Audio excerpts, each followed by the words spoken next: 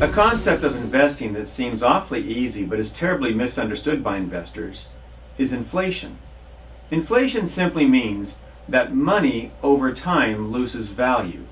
Prices go up, not because things become more valuable, but because the money that we're using to buy them with becomes less valuable. Let me give you an example. Many years ago, my grandfather built a home on a beautiful hill in Los Angeles, California, out overlooking the ocean. Believe it or not, he spent $8,000 building that home. Well, you can imagine what that home would cost today.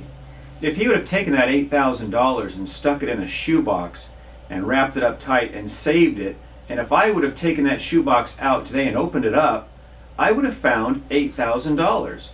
My principal, or his original principal, would still be there. His principal would have been preserved. But what could I do with that $8,000? Could I build a house on a hill in Los Angeles overlooking the ocean? Of course not. Probably couldn't even build the porch. This example demonstrates that inflation erodes the buying power of money. So when people invest their money by putting it in a bank, and let's say they put it in a savings account that's paying 0.5% interest, or a CD that's maybe paying 1.5% or 2%, or some insurance products that pay low interest as well, they like to say, well, at least my principal is protected.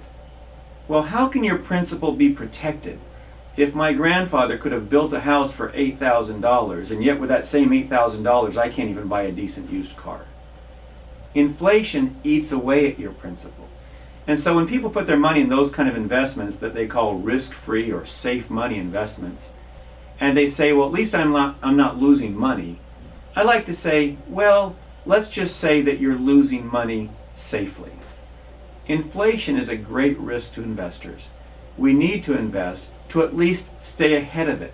And historically, it runs between 3 and 3.5% a year. So if you're earning less than 3 or 3.5%, you're actually losing money, safely albeit. If you're making more than 3, 3.5%, that's the degree to which your money is truly growing. This is Dan Weisen with Weisen Financial, bringing some common sense to your investing.